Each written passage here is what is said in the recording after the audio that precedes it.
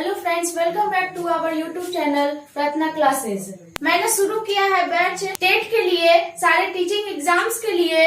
तो इसमें सबसे पहला चैप्टर आता है सेट, जिसका थ्योरी कंप्लीट हो चुका है। तो आज का वीडियो है आपके लिए सिर्फ क्वेश्चंस का। क्वेश्चन करने के लिए पहले आपको वो दो थ्योरी जरूर देखना पड़ेगा जो पहले के दो वीडियोस में डाला गया है। यहाँ पे मैं कुछ क्वेश्चन करवाने जा रही हूँ और कुछ क्वेश्चन मैं होमवर्क भी दूंगी, जिसे आपको खुद ट्राई करना है। पहले आपके स्क्रीन पे क्वेश्चन आएगा और फिर आप उसे वीडियो को पॉज करके खुद से ट्राई करेंगे। उसके बाद मेरे सॉल्यूशन से मैच करेंगे और देखेंगे आपका मेथड क्या है और मेरा सॉल्व करने का मेथड क्या है। एग्जाम में टाइम ही इम्पोर्टेंट है, इसलिए हम लोग को सही टाइम पे ही क्वेश्चन को करना ज्यादा जरूरी है, क्योंकि हम लोग जानते हैं कि DSSB में 3 आवर्स में 300 क्वेश्चंस होते हैं और हम लोग का अगर मैथ्स का पोर्शन अच्छा होगा तो बाकी जनरल पेपर हम लोग ज्यादा नहीं भी करेंगे, उसमें भी करना है, पर ये पेपर अगर अच्छा चला गया तो हमारा वहाँ सिलेक्शन कंफर्म होगा।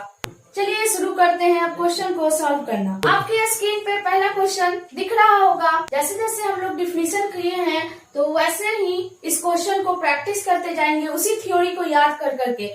पहला क्वेश्चन आपके स्क्रीन पे दिख रहा है, the set of intelligent students in a class is. Question कह रहा है the set of intelligent students in a class. तो क्लास में इंटेलिजेंट स्टूडेंट का सेट बताना है और वो कैसा सेट होगा। ऑप्शन है a null set, second a singleton set and third is a finite set. D option not a well defined set. तो आप लोग जानते हैं कि इंटेलिजेंट, मैंने क्या बताया था, सेट के डिफिनेशन को ही बताया था कि collection of well defined objects है। सेट क्या है? Collection of well defined objects है। तो यहाँ जो है इंटेलिजेंट वर्ड जो है वो वेल डिफाइंड नहीं है, हमको पता नहीं चल सकता है कि इंटेलिजेंट बच्चा कौन है क्लास में। तो इसका करेक्ट ऑप्शन कौन होगा? यहाँ देखिए डी ऑप्शन क्या हो जाएगा? करेक्ट। तो 1 का आपका डी ऑप्शन करेक्ट होगा। ठीक है, चलिए तो बढ़ते हैं आगे।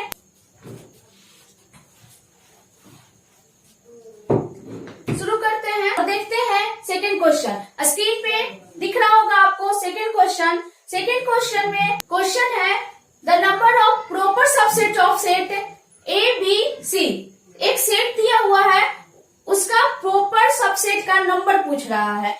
तो सेट का नंबर ऑफ सबसेट निकालने के लिए भी मैंने फॉर्मूला जो पिछले ही वीडियो में है, तो उसका फॉर्मूला क्या होता है बोलिए।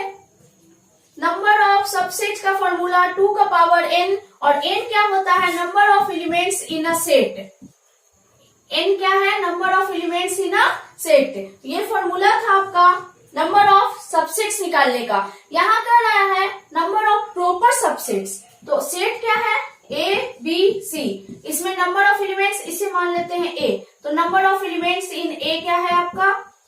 3, 1, 2, 3 एलिमेंट्स है। तो सबसेट निकालने के लिए कहता तो 2 का पावर 3 कर देते, 8 आ जाता। लेकिन यहाँ प्रॉपर सबसेट का मतलब होता है कि जो ऐसा सबसेट जो इससे छोटा हो, इसके बराबर नहीं हो, इस सेट के बराबर नहीं हो।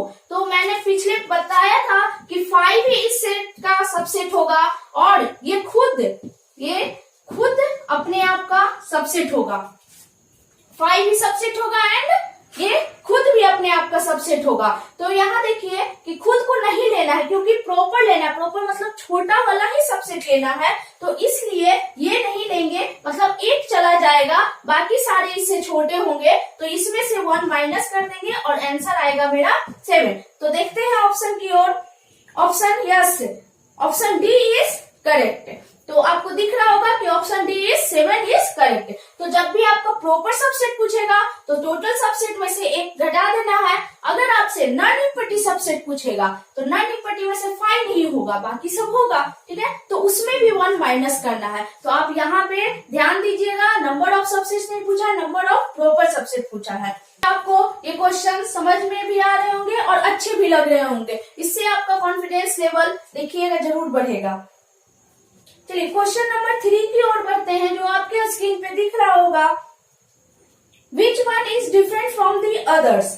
4 ऑप्शन दिए हुए हैं, उसमें से एक ऑड वन निकालना है। जैसे रीजनिंग में हम लोग करते हैं ना, ऑड वन को आउट करते हैं, तो यहाँ भी 4 ऑप्शन है और उसमें से एक को जो सबसे डिफरेंट है उसे आउट करना है। तो पहला ऑप्शन में है आपका एम्प्टी सेट। एम्प्टी सेट क्या होता है? 5 इज एम्प्टी सेट। सेकेंड है वॉइड सेट। तो मैंने बताया था कि एम्प्टी सेट का ही एक और नाम क्या होता है आपका? Void set. और एक और इसका नाम होता है नल सेट। तो ये तीनों तो सेम हो गए। और एक जीरो सेट। जीरो सेट किसे? Zero set is a set containing only zero. A set containing only zero as a element is known as zero set. तो यहाँ जीरो सेट है आपका ये, और ये सब तो 5 है, ये 3 5 है, तो और कौन हो गया? ये तो सिंगलटन सेट में आ जाएगा ना। Zero set is a singleton set, तो ये आपका कहलाएगा, ये अलग हो जाएगा। तो option number C is correct. चलिए, इसमें कोई प्रॉब्लम नहीं होना चाहिए आपको कि 3 अलग है और ये इससे अलग है। ये 3 एक ही थे, है ना। एम्प्टी, वॉइड एंड नल, और जीरो सेट अलग होते हैं। चलिए नेक्स्ट क्वेश्चन पे चलते हैं। अब चलते हैं नेक्स्ट क्वेश्चन पे और देखते हैं क्या है। Consider the following sets. यहाँ 4 सेट आपको दे दिया है और ऑप्शन सिलेक्ट करने बोल रहा है। The first set is a equal to 1 2 3। पहले मैं लिख लेती हूँ क्वेश्चन को, आप खुद से भी करने का इसको कोशिश करें। देखिए, first is 1 2 3 b x belonging to real number such that x square minus 2x plus 1 is equal to 0. c is equal to 1 2 2 3 and d is equal to x belonging to r such that x cube minus 6x square plus 11x minus 6 is equal to 0. Option है हमारे पास। देखिए, पहले क्या करेंगे कि जब दिया हुआ है a इक्वल टू 1 2 3, तो ये इसका एलिमेंट तो क्लियर है कि 1 2 3 होगा। b है आपका x such that x square minus 2x plus 1 equal to 0। इसे सॉल्व कर लेंगे तुरंत, है ना। तो सॉल्व करेंगे तो यहाँ पे क्वाड्रेटिक इक्वेशन है। क्वाड्रेटिक इक्वेशन सॉल्व करने के लिए हम लोग 10th में ही पढ़ चुके हैं। तो ये यहाँ से क्या आ जाएगा? x square minus 2x plus 1 equal to 0, और ये आपका x माइनस 1 का whole square is equal to 0 formula है डायरेक्ट। और यहाँ से x का वैल्यू 1 आएगा, इक्वल रूट्स निकलेंगे और x का वैल्यू 1 आएगा। मतलब b क्या है? सिर्फ और सिर्फ 1 का है। b आपका 1 आ गया, ओके। और c क्या है? 1 2 2 को 2 बार लिखा है। और मैंने बताया था कि किसी भी सेट में रिपीटेड नंबर लिख देने से कोई फर्क नहीं पड़ता है, उसको हम 1 2 3 ही समझेंगे। आप 2 को कितना बार में लिख दीजिए, उसका कोई मीनिंग नहीं है, मीनिंगलेस है ये, है ना। इसमें हम 3 ही एलिमेंट लेके चलेंगे, 1 2 एंड 3। तो यहाँ से दिख रहा है कि a और c इक्वल हो गए। यहाँ से एक चीज तो दिख गया कि a और c इक्वल हो गए, है ना। तो अब d को सॉल्व करने से पहले हम क्या करते हैं, आप लोग क्या कर रहे होंगे सॉल्यूशन में कि d को पहले सॉल्व करके इसका रूट निकाल रहे होंगे। ठीक है, वो भी कर सकते हैं, पर लॉन्ग मेथड चला जाएगा। हम ऑप्शन से पहले चेक करने का देखते हैं कि अगर कुछ कुछ कट रहा है, यहाँ से तो दिख जाएगा कि a और b कभी भी इक्वल नहीं होगा, तो हम ऑप्शन से ही देख लेते हैं जिसमें a और b इक्वल होगा उसको हटा देंगे। तो देखिए, ऑप्शन a और c तो कैंसिल हो जा रहे हैं क्योंकि उसमें a इक्वल टू b दे दिया है, तो वो तो कभी नहीं होगा। अब बचा b और d में चेक करते हैं, ठीक है। तो b देखिए, या पहले d देख लेते हैं। तो b equal to c equal to d। अब देखिए, इसमें दे दिया कि b और c इक्वल हो गए, b और c, तो b और c तो इक्वल नहीं होंगे, तो d ऑप्शन भी आपका हट जाएगा, तो बचेगा सिर्फ और सिर्फ b ऑप्शन। ठीक है, तो ऑप्शन से चेक करना यहाँ ज्यादा सही हो रहा है। a equal to c is equal to d। है, तो डी को सॉल्व करने का जरूरत नहीं पड़ा। यहाँ से हम देख लिए कि बी ना तो ए के इक्वल है ना तो सी के इक्वल है, तो जहां भी हमको बी दिखा ए या सी के इक्वल उसको हटा दिए और जो ऑप्शन बचा वो सही हो गया। आप चाहें तो यहाँ पे 1, 2 और 3 को पुट करके देख लीजिए, ये सेटिस्फाई करेगा ही, तो यानी इसका सॉल्यूशन 1, 2 और 3 ही आएगा। तो सॉल्व करने से अच्छा है ऑप्शन की ओर जाए, जिससे हमारा टाइम बचेगा, और टाइम बचाना ही एग्जाम में सबसे बड़ा बुद्धिमानी है।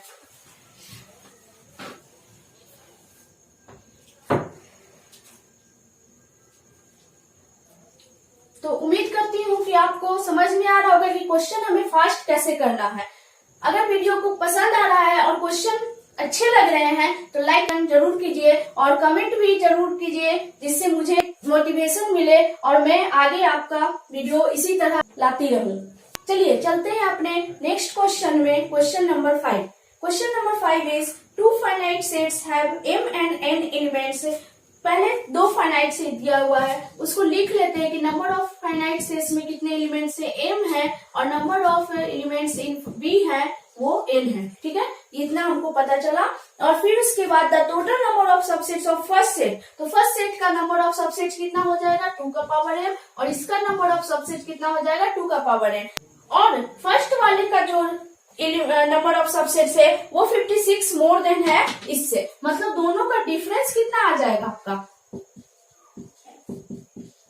56, दोनों का डिफरेंस 56। अब हमको m और n फाइंड करना है। ठीक है, तो इसको आप कैसे करेंगे, तो आप ऑप्शन में अब जाएंगे कि ऑप्शन सॉल्व करते हैं, है ना। तो ऑप्शन 4 ऑप्शन होते हैं, तो जरूरी नहीं है कि आपका फर्स्ट ऑप्शन ही सही हो जाए और आपका टाइम बच जाए यहाँ, तो आप किसी को हटा भी नहीं सकते हैं। पहले आप अगर मान लीजिए ऑप्शन लेते हैं 1 ए का लेते हैं, तो यहाँ पे 7 पुट करेंगे, यहाँ पे 6 पुट करेंगे, फिर 2 का पावर 6 7 निकालेंगे, है ना, तो ये थोड़ा ज्यादा चला जाएगा। तो यहाँ से क्या कर लेते हैं, इसे तोड़ लेते हैं, इसको क्या लिखे 8 इंटू 7, ये क्या बन गया आपका 2 का पावर 3 इंटू 7।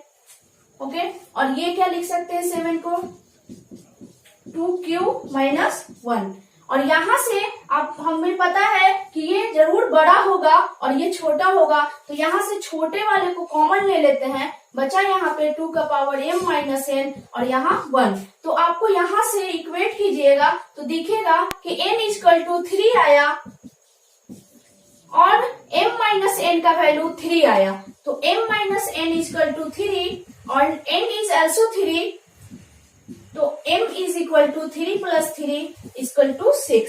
तो आंसर क्या आ गया मेरा 6 and 3। अब ऑप्शन में जहां मिलेगा 6 and 3 वही मेरा सही आंसर होगा, तो option B is the correct answer. देखते हैं अब अपना नेक्स्ट क्वेश्चन, क्वेश्चन नंबर 6।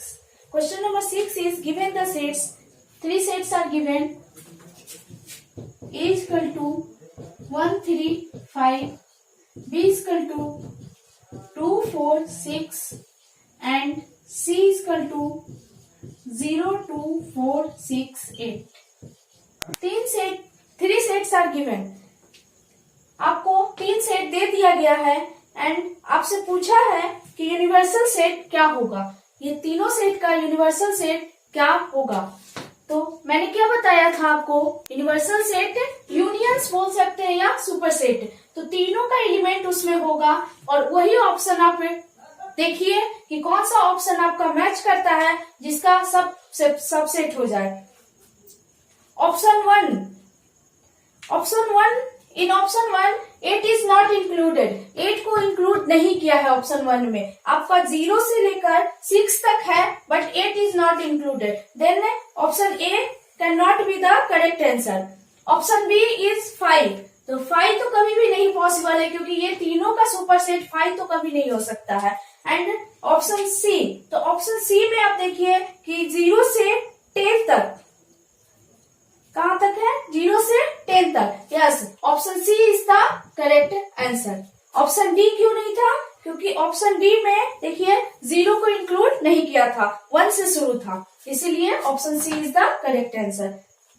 तो ऑप्शन सी में 10 तक लिया है तो 10 इंक्लूड कर सकते हैं, 9 भी इंक्लूड कर सकते हैं, क्यों, क्योंकि universal set is always the super set, उसमें ज्यादा एलिमेंट हो सकता है पर ये तीनों का एलिमेंट उसमें होना जरूरी है, इससे कम इसका कोई भी हटा कर नहीं लिखेंगे। इससे जितना भी आप ज्यादा उसमें दे सकते हैं, कोई प्रॉब्लम नहीं है। जैसे एग्जांपल मैंने लिया था नेचुरल सेट का, कि नेचुरल सेट और उसका सबसेट कौन कौन था, इवन का set, even natural number and odd natural number. तो उसमें क्या देखे थे कि नेचुरल नंबर तो इंफिनिटी तक जाता है ना, तो उससे ज्यादा हो सकता है, कोई प्रॉब्लम नहीं है, पर इतना तो होना ही चाहिए। इसलिए ऑप्शन सी करेक्ट है आपका। तो ये सब जो क्वेश्चन है आपका वो डिफिनीशन बेस्ड ही है। तो फिर डिफिनीशन आपका अगर क्लियर होगा तो सेट का क्वेश्चन बहुत इजी है बनाना, सारा कंसेप्ट हम लोग का क्लियर हो जाना चाहिए। चलिए अब चलते हैं हम अपने नेक्स्ट क्वेश्चन में। क्वेश्चन नंबर 7 आपके स्क्रीन पे दिख रहा है। Consider the following sets. आपको 5 सेट्स दे चुका है और उसमें हमसे पूछ रहा है इक्वल सेट्स। क्या पूछा है? Equal sets. मैं इक्वल सेट्स का डिफिनेशन भी पढ़ा चुकी हूँ। क्या बताई थी इक्वल सेट्स में? बोलिए क्या बताई थी? Equal sets is the sets, two sets in which number of elements is also equal and the elements which are in the set that are also equal to each other. ठीक है, तो दो set, ऐसा set जिसमें numbers of elements भी equal हो और element भी इक्वल हो, वैसे सेट को ही हम इक्वल सेट कहते हैं। और इक्विवेलेंट भी बताए थे इसके साथ कि इक्विवेलेंट में सिर्फ नंबर ऑफ एलिमेंट्स इक्वल हो जाए तो वो इक्विवेलेंट होता है। तो यहाँ हमको सिर्फ इक्वल सेट देखना है, तो A B C D E को जल्दी जल्दी लिख लीजिए और यहाँ ऑप्शन से करना ही ज्यादा सही रहेगा। ठीक है, क्योंकि ऑप्शन हम तुरंत देख सकते हैं। तो ए आपका क्या है? 0। अब ए के इक्वल वही होगा जो एक और 0 हमको रिजल्ट में देगा। बी दिया हुआ है x greater than 15 and x less than 5। x 5 से बड़ा, देखिए इसको अगर नंबर लाइन पे देखें तो ये 0 हो गया, ये आपका 5 हुआ और इधर आपका 15 हुआ। तो x जो है 15 से बड़ा, यानी इधर का सारा लेना है। ठीक है, इधर का सारा लेना है, और x जो है 5 से छोटा, मतलब इधर का सारा लेना है। तो इसमें तो बहुत सारे एलिमेंट आए ना, ये a के बराबर तो कभी भी नहीं हो सकता है। मतलब यहाँ से क्या पता चला कि a और b इक्वल नहीं हो सकते हैं। c देखिए, तो c में क्या दिख रहा है कंडीशन कि ऐसा x such that x minus 5 is equal to 0। तो इसमें एक ही वैल्यू x का आएगा, वो है 5। तो c इज इक्वल टू क्या लिख सकते हैं आप? 5। और c भी a के इक्वल नहीं है। D is equal to x such that x square is equal to 25। तो 5 का इक्वल, 5 का स्क्वायर 25 मीन्स 5 इसमें आएगा D में, और इसके साथ -5 का स्क्वायर भी करेंगे तो भी -5 का स्क्वायर भी 25 होता है, इसलिए -5 भी इसमें आएगा। मतलब a के बराबर कोई नहीं आ रहा है। और c भी देखिए, c में भी एक एलिमेंट है, d में 2 एलिमेंट है, b में तो आपका बहुत सारा एलिमेंट इधर जा रहा था और a में 0 है। तो ऑप्शन अगर देखें तो a और b तो इक्वल नहीं हुआ, फर्स्ट ऑप्शन कैंसिल कर देते हैं। c और d देखिए तो c और d भी इक्वल नहीं हो रहा है, तो वो भी कैंसिल कर देते हैं। अब आपका आया b और c, last option is b and c, ये भी इक्वल नहीं है, तो बचा कौन? c और e। तो c और e, अगर e को सॉल्व नहीं करना चाहे, टाइम बचाना है, तो आप ऑप्शन देखकर तुरंत निकाल सकते हैं, क्योंकि इसका सॉल्यूशन तुरंत निकलेगा, इसका सॉल्यूशन भी तुरंत हम बता सकते हैं। और ऑप्शन देखिए और आप e को बिना सॉल्व किए ही आंसर लगाइए। बढ़ते हैं अपने नेक्स्ट क्वेश्चन की तरफ। Question number 8। Let a is equal to, then a is equal to 1 2 3 4 and 5। Then which of the following is correct? Incorrect। मुझे ढूंढना है कि कौन सा ऑप्शन जो दिया हुआ है, 4 ऑप्शंस है आपके पास, उसमें से इनकरेक्ट ढूंढना है। अब पहला ऑप्शन है, ऑप्शन फर्स्ट है 3 4 doesn't belongs to A, means 3 4 A का एलिमेंट्स नहीं है। तो यहाँ देखिए 3 और 4 कैसा है? ऑर्डर्ड पेयर में है ये, तो ये एलिमेंट है A का, और 3 4 यहाँ सेट के फॉर्म में लिखा है, तो ये एलिमेंट इसका नहीं है, तो ये सही है। पर आपको ढूंढना है इनकरेक्ट ऑप्शन, तो फर्स्ट ऑप्शन आपका आंसर नहीं होगा। सेकंड ऑप्शन है इसी में ही दिया है। मतलब क्या है करली ब्रैकेट मतलब? This represent the set. आप छोटा वाला ब्रैकेट? ये ऑर्डर सेट का है।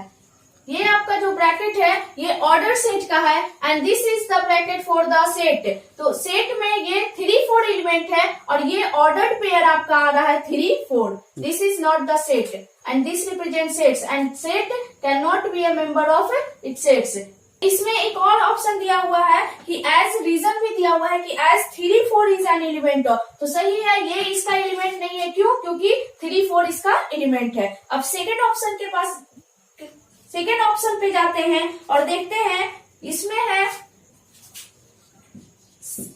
5 and 3-4 are subsets of A but not elements of. तो देखिए सबसेट्स क्या था, इसके एलिमेंट को ले लेकर एक जो सेट बनाते हैं वही इसका सबसेट्स होता है। तो देखिए 5 को लेकर एक सेट बना दिए तो ये सबसेट्स है। 3-4 को ले लिए ये एलिमेंट को और इसका एक सेट बना दिए तो ये भी क्या है, एक सबसेट है। यानी ये ऑप्शन करेक्ट है, तो ये आंसर नहीं होगा। Third option is 1, 2 and 5 are subsets of A. Third option is 1, 2 and 5 are subsets. 5 तो सबसेट्स है but 1, 2 is not subsets. Here 3-4 कैसे लिखा था? ऑर्डर्ड पेयर में, क्योंकि यही एलिमेंट है तो इसी का सेट बनाएंगे, ना कि 1, 2 को ऑर्डर्ड पेयर से निकाल देंगे और उसका सेट बना देंगे। तो ये कभी भी सबसेट नहीं होगा। यहाँ पे ऐसे देता तो ये सबसेट होता, इसलिए ये ऑप्शन आपका गलत हो गया और आपसे क्वेश्चन में इनकरेक्ट ऑप्शन भी पूछा था। तो हमारा आंसर सी होगा। सी इज द करेक्ट आंसर। चलिए दोस्तों बढ़ते हैं अपने अगले क्वेश्चन की तरफ। Question number 9।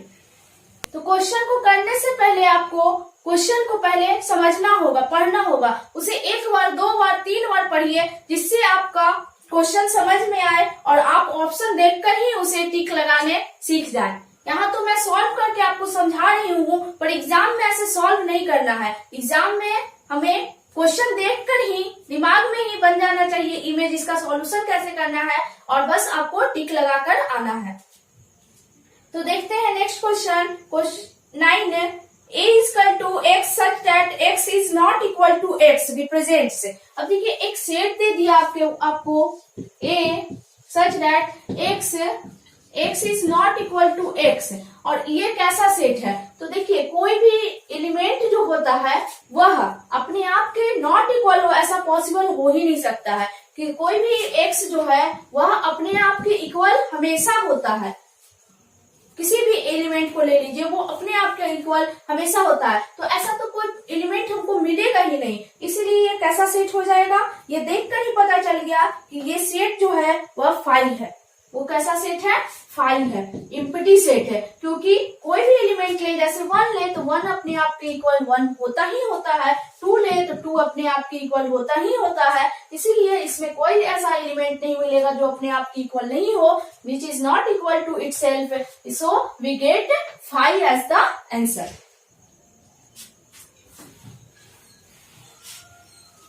अभी मैं थोड़ा डिफिनेशन बेस्ड ही क्वेश्चन ले रही हूँ, फिर जैसे जैसे आगे बढ़ेंगे तो मैं थोड़ा जिस लेवल का पीजीटी एग्जाम में आता है वो लेवल भी आपको लेके चलूंगी।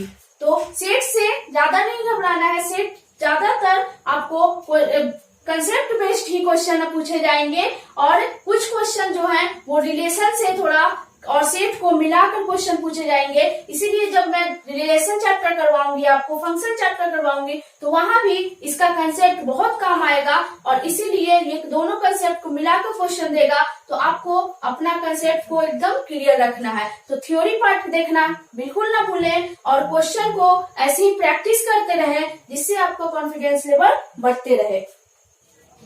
चलिए चलते हैं नेक्स्ट क्वेश्चन में। Question number 10। Let a equal to a दिया है, b दिया है और पूछ रहे कि कौन सा मेरा ट्रू है। Which of the following are true? a is given as a equal to 1, 3 and 5 and b is equal to x such that x is an odd natural number less than 6। देखिए मैंने पिछले video में करवाया था, ये किस form में कोई सेट है, ये है आपका रोस्टर फॉर्म में। ये कौन सा फॉर्म में है, रोस्टर फॉर्म में। मैंने बताया था कि सेट को दो तरह से रिप्रेजेंट करते हैं, रिप्रेजेंटिंग ऑफ सेट्स बताए थे, तो उसमें था कि ये रोस्टर फॉर्म है और ये आपका सेट बिल्डर फॉर्म है, जिसमें सेट का एलिमेंट, सेट के एलिमेंट का क्या होता है, प्रॉपर्टी दिया रहता है, ठीक है। तो ये सेट बिल्डर फॉर्म है, इसको हम भी रोस्टर में चेंज कर लेते हैं, देखते हैं कि इसमें कौन कौन एलिमेंट होगा, ठीक है। तो यहाँ देख रहा है कि x ऐसा x लेना है जो ऑड नेचुरल नंबर हो और 6 से लेस देन हो। यहाँ इक्वल टू नहीं दिया, 6 नहीं लेना, 6 से छोटा, और ऑड नेचुरल नंबर, तो ऑड नेचुरल नंबर 1 से शुरू होता है और फिर 1 के बाद 3 और 5। अब 6 से छोटा ही लेना था तो 5 तक ही लेंगे, यानी यहाँ से दिखा कि a और b क्या है आपका, इक्वल दिख रहा है, ठीक है। तो आपसे पूछा है कि कौन सा स्टेटमेंट जो है वह ट्रू है। तो फर्स्ट स्टेटमेंट में यहाँ दिया हुआ है, फर्स्ट स्टेटमेंट है आपका a सबसेट है b का, सेकेंड है b सबसेट है a का, and third one is a equal to b, and fourth one a doesn't belongs to b। इसे क्या पढ़ते हैं, a doesn't belongs to b। तो यहाँ देखिए first option a is subset of b। तो मैंने बताया था कि a सबसेट कब होगा b का, जब a का सारा एलिमेंट b में होगा। तो यहाँ देखिए a का 1 2 3 5 एलिमेंट इसमें भी है, यानी a सबसेट है b का, ये भी सही हो गया। यहाँ देखिए b भी सबसेट होगा a का, क्योंकि ये है और दोनों एक दूसरे का सबसेट है, मतलब ये दोनों आपस में इक्वल भी है, मतलब हमको तीनों स्टेटमेंट सही मिल गया। तो ऑप्शन से देखते हैं कि कौन सा ट्रू होगा। Yes, option number C is the correct. जब थ्योरी पढ़ने के बाद क्वेश्चन खुद से पढ़ने लगे तो उसका मजा ही कुछ और है। तो बढ़ते हैं अपने नेक्स्ट क्वेश्चन में, क्वेश्चन नंबर 11। क्वेश्चन नंबर 11 आपके सामने दिख रहा होगा। Let x is equal to 1 2 3 4 5 the number of different ordered pair yz that can be formed such that y is subset of x, z is subset of x and y intersection z is empty is। देखिए ये question आप खुद से पहले try कीजिए बनाने का।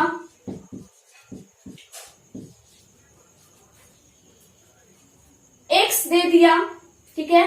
अब क्या करना है, number of different ordered pairs, हमें y और z निकालना है। क्या निकालना है, ऑर्डर्ड पेयर्स निकालना। ऑर्डर्ड पेयर्स अभी मैं आगे की वीडियो में करवाऊंगी आपसे, जो रिलेशन पढ़ेंगे उसके पहले कार्टेशियन प्रोडक्ट पढ़ेंगे, तो उसमें ऑर्डर्ड पेयर क्या किसे कहते हैं, क्या होता है, वो सब बताऊंगी। तो यहाँ देखिए आपने पहले भी कहीं ना कहीं पढ़ा होगा, तो उसको यूज करके उस कंसेप्ट को आप प्रीवियस नॉलेज को यहाँ रिलेट कीजिए और देखिए कि YZ जो है एक ऑर्डर्ड पेयर बनाना है। और कैसा ऑर्डर्ड पेयर बनाना है, एक ऐसा ऑर्डर्ड पेयर कि Y जो है सबसेट हो जाए X का, Z जो है वह भी सबसेट हो जाए X का, एंड y इंटरसेक्शन z 5 हो। y इंटरसेक्शन z क्या हो आपका, 5 हो, ठीक है। तो ये क्या होगा, ये आपको बताना है कि एक y और z बनाइए कि y जो है x का सबसेट हो, z भी x का सबसेट हो और yz 5 हो। तो देखिए 1 को यहां से उठाते हैं, यहां से सोचने का तरीका क्या होना चाहिए आपका, तो वहां से 1 को उठाते हैं। अब देखिए सबसेट बनाना है x का सबसेट, तो सबसेट बनाने का 1 भी बनेगा आपका, 2 भी बनेगा, 3 भी बनेगा, ऐसे करके हम सबसेट इसका बना सकते हैं, ठीक है। तो सबसेट बना सकते हैं और z भी एक सबसेट बनाना है और ऐसा सबसेट लेना है जिसका इंटरसेक्शन, जैसे 1 और 2 ले सकते हैं, 1 और 2 ले सकते हैं। ये इसको मान लीजिए ये बन गया आपका y और ये बन गया z और दोनों का इंटरसेक्शन आपका 5 आ रहा है, यानी ये एक ऐसा सेट बने। तो वैसे ही करके कैसा इतना कितना अलग अलग हम y और z बना सकते हैं। तो y और z कितना अलग अलग बना सकते हैं, तो देखिए कि मान लेते हैं कि एक सबसेट लिए, उसमें 1 लिए। 3 तरह से हम सोच सकते हैं। 1 को एक सबसेट लेते हैं ऐसा जिसमें 1 हो भी सकता है, मान लेते हैं कि 1 y में हो, या फिर मान लेते हैं कि y z में हो, या फिर मान लेते हैं कि 1 जो है नाइदर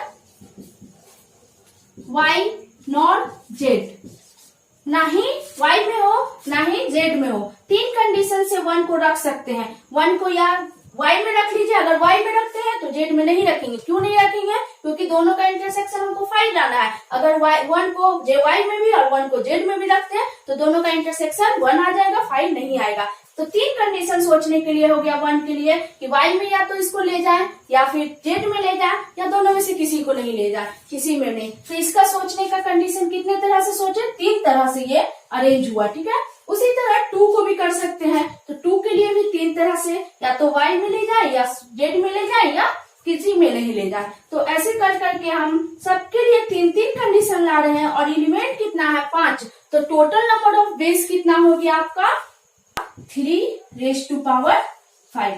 ठीक है, इसको देने का तरीका 3 तरीके से, इसको देने का तरीका 3 तरीके से। तो सब 3 को मल्टीप्लाई कर देंगे आपस में हम, और कितने बार करेंगे मल्टीप्लाई, 5 टाइम्स। तो ये हो जाएगा 3⁵5 आंसर। ठीक है, तो आप ये ऐसे सोचेंगे। और ये क्वेश्चन ज्यादा हम लोग परमुटेशन एंड कॉम्बिनेशन में देखेंगे। इस टाइप का क्वेश्चन हम परमुटेशन एंड कॉम्बिनेशन में, पर उसका कंसेप्ट कहाँ यूज कर दिया है, आपका सेट में यूज किया है ना, और सेट और ये रिलेशन से भी कंबाइन किया है। तो यहाँ पे हम देख रहे हैं कि सारे टॉपिक को क्या कर रहा है, इंटीग्रेट करके वो पूछ रहा है। तो ये परमुटेशन में क्वेश्चन है, इससे रिलेटेड इस कंसेप्ट का करेंगे। तो यहाँ समझ लीजिए कि 1 को हम सबसेट में डाल सकते हैं, या तो y में या z में या किसी में नहीं। तो 3 तरीके से 1 को रखें, 2 को भी 3 तरीके से कर सकते हैं, 3 को भी। तो सबको मल्टीप्लाई कर दिए तो टोटल नंबर ऑफ वेज निकल गया मेरा,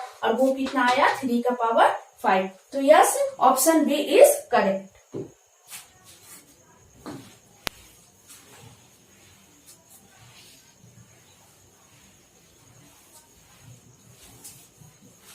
अब मैं आपको कुछ क्वेश्चन देती हूँ जो आप होमवर्क एज ए होमवर्क करके आएंगे, खुद से बनाने का कोशिश करेंगे और देखेंगे, और कमेंट पे आप उसका आंसर जरूर बताइए मुझे कि क्या आंसर आ रहा है। बाकी के क्वेश्चन मैं अगले वीडियो में करवाऊंगी, और जो भी होमवर्क क्वेश्चन है उसका डिस्कशन भी मैं अगले वीडियो में कर दूंगी। तो अगले वीडियो में भी हम क्वेश्चन का ही सेशन रखेंगे, इसीलिए आप होमवर्क करके जरूर आए और इसे जितना भी हो सके उतना बार प्रैक्टिस जरूर करें। क्वेश्चन नंबर 12 है, और ये आप करेंगे एज अ होमवर्क। इस टाइप का क्वेश्चन मैं करवा चुकी हूँ, और आपको बस उसी को समझते हुए यहाँ करना है। ठीक है, तो आप देखिए कि आप किस टाइप से इसे फास्ट कर पा रहे हैं या नहीं कर पा रहे हैं। तो क्वेश्चन नंबर 12 आप करेंगे एज अ होमवर्क।